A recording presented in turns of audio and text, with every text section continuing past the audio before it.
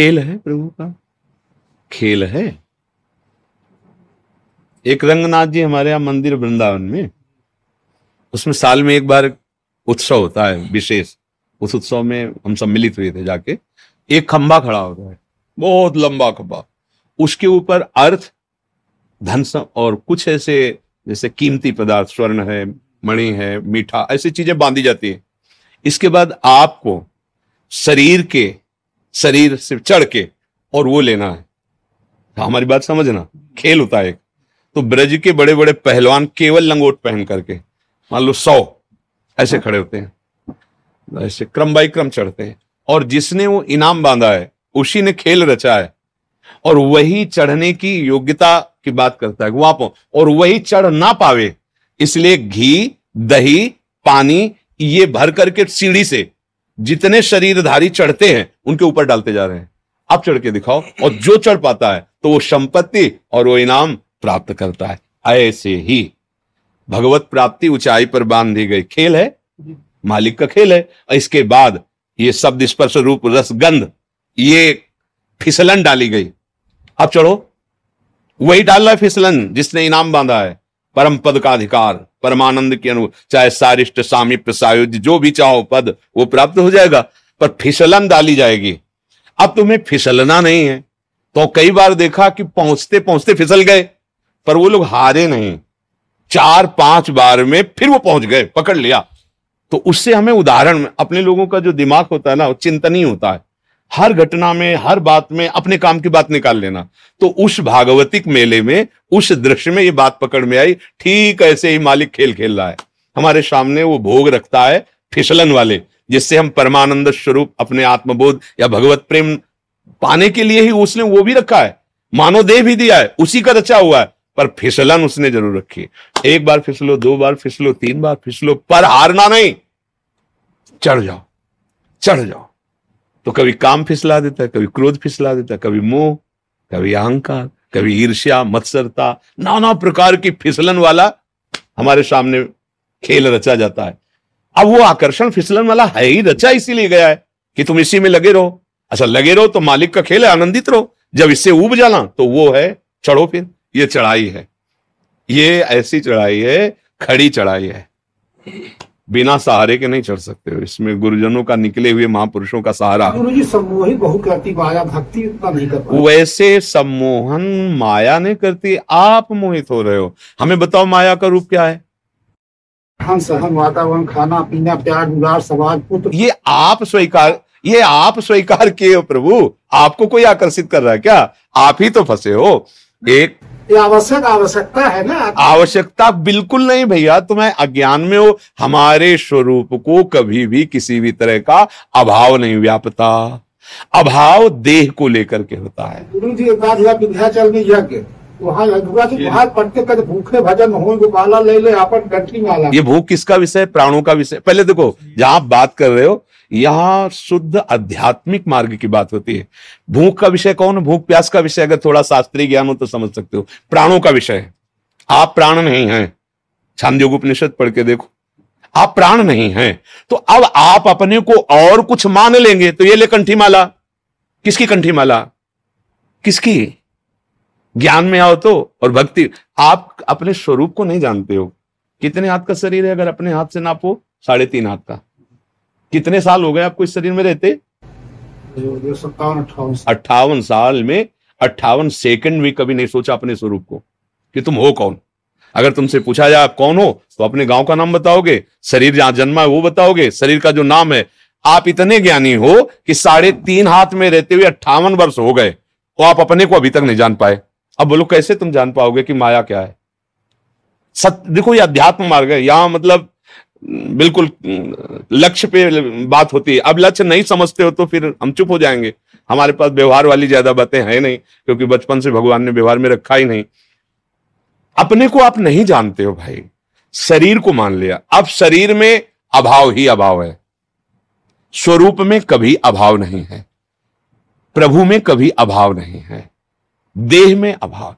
हम जिसको प्रिय मानते हैं, जिसको सुख मानते हैं, हम स्वयं उसको पकड़ लेते हैं और लगता है मैं इसके बिना जी नहीं सकता। ये हमारी गलती है, कोई माया नहीं है। जो हमें प्रिय लगता है वो हमें नहीं लगता है, इंद्रियों को लगता है। बहुत बढ़िया सुगंध आई, किसने बताया? घ्राणेन्द्रिय ने। ये किसका विषय है? घ्राणेन्द्रिय का। बहुत बढ़िया खीर पुआ बने, किसका विषय है? रसेंद्रिय का। बहुत बढ़िया गायन, किसका विषय है? श्रवणेन्द्रिय का। बड़ा सुकोमल स्पर्श है, किसका विषय? त्वगेन्द्रिय का। मना कष्टान इंद्रियाणि प्रकृतिस्थानि करसति। भाई बांधा किसने? तुम खुद बंध रहे हो। बंधे हो कीर मरकट की ने। गोस्वामी जी कह रहे ना, जड़ चेतन ही ग्रंथि पड़ गई यद्यपि मृषा छूटति कठिनाई। जो कह रहे हैं कि ये लो अपनी कंठी माला, भूखे भजन होए गोपाला, ये बिल्कुल मजाक है। जैसे विनोद में नहीं कहा जाता, ये बिल्कुल विनोद है। ये कोई सिद्धांत नहीं है, कोई सत्य मार्ग नहीं है।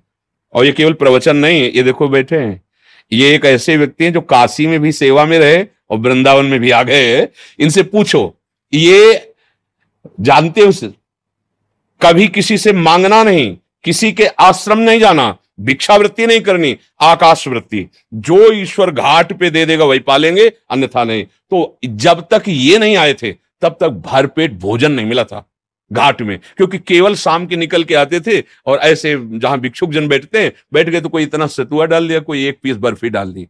और किसी किसी दिन नहीं भी मिला, गंगा जल पान। वहां थोड़ी है कि लियो अपनी कंठी माला। 13 वर्ष की अवस्था से बाबा जी बन के निकले, तो ऐसा थोड़ी कि साथ में हमारे रसोईया चलता रहा है। कंठी माला कभी एक बार भी नहीं आया कि घर लौट चले, कभी एक बार भी नहीं आया। ये कैसे कह रहे हो कि लो अपनी कंठी? अरे गर्दन उतार दी जाए तो भी नहीं होगा ये लोपली का। ये उनकी बात है जो विषयों का बैलेंस बना के चलते हैं, परमार्थ को नहीं जानते हैं। ऐसा कैसे हो सकता है कि हम प्रभु के मार्ग में चले, लो अपनी कंठी माला? मतलब सुसुख वांछा, देह भाव, इंद्रिय पोषण, ये एक मजाक में कहा जाता है। एक मजाक में जैसे कुछ शब्द बोले, ये सिद्धांत नहीं कहा जाता है।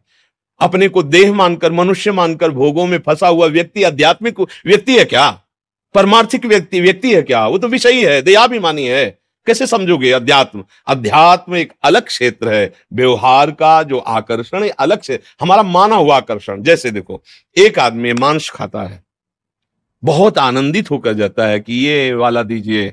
और जैसे जो वैष्णव है, भगवत मार्ग के प्रतीक, जिन्होंने कभी, वो उस गली में जाते हुए घृणा करेंगे, लेकिन वो आदमी बड़े शौक से वहां जाएगा और नगद नगद पैसा देके कटवा के ताजा लाएगा। समझ रहे हो? एक आदमी वहां से जाता है तो घृणास्पद भाव लेके, कैसे इस गली से निकल जाऊं। और एक आदमी जाता है आनंदित होकर के उसमें। एक आदमी है जो अपने संयम और पवित्रता से, वो उस मार्ग से नहीं जाना जाएगा जहां मदिरा पी जा रही, जहां ऐसा। और एक आदमी है कि छीन झपट के पैसे लेके वहां पीता है जाकर। ये रुचियों की वैचित्रता है। कौन बांध रहा है तुम्हें? तुम ही तो बंधे हुए हो। ऐसे ही समस्त भोगों में कौन सा भोग ऐसा श्रेष्ठ है जो पवित्र और महान हो? हमें बताओ। सबसे ज्यादा चरम सीमा का भोग संसार में काम सुख रखा गया है। सब सुख एक तरफ और काम सुख एक तरफ। कहां से प्राप्त होता है काम सुख? मलमूत्र के भांड, शरीर के मलमूत्र के द्वारों से। कौन सी महानता है जहां स्पर्श करके रज लगा के धो, साबुन लगा के धो, उन अंगों की आखिरी सुख वृत्ति रखी गई है। कहां? आप विचार करके बताओ। सब मनुष्य शरीर में ही बैठे हो, ये तो अपने घर का जैसे सत्संग होता है वैसे बात हो रही। चरम सुख संसार का एक बात में है, चरम सुख काम, परस्पर भोगाकर्षण। इसके नीचे सब है। माता पिता छोड़ देगा, जमीन जायदाद छोड़ देगा, ज्यादा पड़ेगी तो फांसी लगा लेगा, लेकिन काम सुख नहीं छोड़ सकता। आंखें देख लो, आंखों में उठा के देख लो, पूरे परिवार का कत्ल करके भाग जाएगा, भाग जाएगी। जो भी आप शब्द देख लो, किसके लिए? बोले हमारा फ्रेंड है। किस बात के लिए? ना उसके तत्व को जानते हो, ना उसके तत्व को जानते हो। बिल्कुल केवल शरीर आसक्ति। और वो शरीर आसक्ति अगर उससे सुंदर भोग मिल गया तो उसको त्याग देगी। भर्तरी जी का चरित्र पढ़ के देख लो, क्या है ये? है क्या? बोले बड़ा आकर्षण। कहां आकर्षण है? मलमूत्र के द्वारों में। फिर आपको चुभेगा। रमा विलास राम अनुरागी तजत बमन जिमी जन बड़वा। जैसे उल्टी की जाए, कौन देखना चाहेगा उसे? कौन देखना चाहेगा? ये कौन सा भोग है ऐसा? बर्फी पेड़ा शीशा में रखे अच्छे लगते हैं, 2 मिनट की बाद खाओ और लील जाओ और उल्टी कर दो, फिर देख ले कोई। वही पदार्थ है वही, और 6 घंटा रुक गया तो इतना बदबूदार नीचे से निकलेगा, कोई देखना नहीं चाहेगा। क्या है यहां सुख? कौन सा सुख है? शरीर जब छूट अंदर से परमात्मा तत्व अंतर्धान हो जाता है, इस शरीर को रख के देखो, भय लगेगा तुम्हें उस कमरे में जाने में जहां शरीर रखा होगा। शरीर देखने लायक नहीं रहता। क्या है सुख, हमें बताओ कौन सा सुख है? ब्रह्म। अगर इसे भोग लूं तो मैं सुखी हो जाऊं। लाखों बार करोड़ों बार भोग के देख लिया है कुछ? क्या हाथ लगा? फिर वही वासना, फिर वही तृष्णा। कह रहे हो मुझे माया फांसे। अरे तुम खुद अज्ञानवश आसक्त हो रहे हो। कहां सुख है, कहां है, किसमें है? बताओ। अगर है तो तुम्हें तृप्त हो जाना चाहिए। मेरी मांग है कि मुझे ये मिल जाए। मिल गया, अब तो शांत हो जाना चाहिए ना कि भाई अब कृतकृत्य भयो में। जैसे केवट जी जो भगवान के चरणारविंद का प्रक्षालन करके चरणामृत पान कर रहे ना, तब प्रभु से कह रहा अब कछुलाथ अब नहीं चाहिए। जो खोज रहा था आनंद, बहुत काल में कीन मंजूरी, बहुत श्रम किया, फल तो आज मिला है रघुनाथ जी। आपके चरणों का चरणामृत पान करके, चरण पखार के। विश्राम कहां है? भगवान के चरणों में। बड़े बड़े चक्रवर्ती सम्राट अपने राज्य सुखों का त्याग करके और भगवान के भजन में जाकर विश्राम प्राप्त किया है।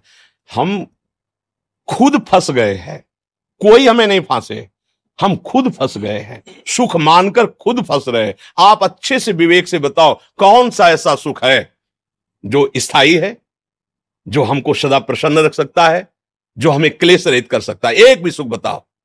गोस्वामी जी का अनुभव, तब लगी कुशल न जीव कहूं, सपने हूं मन विश्राम, जब लगी भजत न राम कहूं, शोक धाम तज काम। हम खुद फंसे भैया, हमें कोई नहीं फंसाए। कोई अगर हमें फंसा सकता है तो हम खुद फंसे, हम ही फंसाने वाले, हम ही मुक्त होने वाले हैं। बंदे कीर वो पकड़े कि अगर छोड़ दिया तो मर जाऊंगा, अगर छोड़ दे तो मुक्त हो जाए। बहली आता है, फांस के ले जाता है। बंदर ऐसे सुराई में ऐसे डालता है, छुआरे चने आदि ऐसे कस के पकड़ता है, लोभी। अब उसने सोचा मुझे किसी ने पकड़ लिया, अगर वो छोड़ दे पदार्थ तो मुक्त है। लेकिन वो सोचता है अब वो पदार्थ छोड़ता लगे, उसको लगता है मुझे कोई आया एक डंडा मारा बांध के ले गया। ऐसे ही काल भगवान ये पदार्थ फेंक दिए हैं, शब्द स्पर्श रूप रसगंध, हम इनको भोगने में लगे हैं और लगता है कि अब मैं इनके बिना जी नहीं सकता और मैं बहुत फंस गया और कोई है माया जो मुझे फांसे हुए। जैसे वो बंदर सोचता है कोई बंधन जो मुझे पकड़ लिया है, कोई पकड़े नहीं। एक दिन एक महात्मा किसी राजा से मिले तो राजा ने कहा महाराज सदुपदेश कीजिए। तो कहा भाई सदुपदेश का तो स्वरूप यह है कि राज्य का अभिमान छोड़िए, सेवक भाव लाइए और भजन परायण रहिए, भोगों में सुख नहीं है। तो उनका महाराज मुझे माया पकड़े हुए है, मैं बहुत विचार करता हूं पर माया मुझे छोड़ती नहीं। दूसरे दिन टहलने के लिए निकले राजा के साथ और एक आम के पेड़ को ऐसे पकड़ लिया। बोले महाराज सैनिक बुलाइए और मुझे मुक्त करवाइए, इस पेड़ ने मुझे पकड़ लिया है, महाराज मुझे मुक्त कराइए। कहा महाराज आप तो ज्ञानी महात्मा है, ये जड़ पेड़ आपको कैसे पकड़ सकता है? आप चैतन्य हो, आपने खुद पकड़। बोले समझ में आ रहा है आपको? बोले महाराज वो तो स्पष्ट दिखाई दे रहा है, आप चैतन्य हो, पेड़ जड़ है, जड़ आपको कैसे? बोले हाँ ये जड़ माया तुझ चैतन्य को नहीं पकड़ सकती, तूने पकड़ रखा है, तूने अपने को राजा मान रखा है, तू अपने बात समझो, कोई मुझे नहीं पकड़े।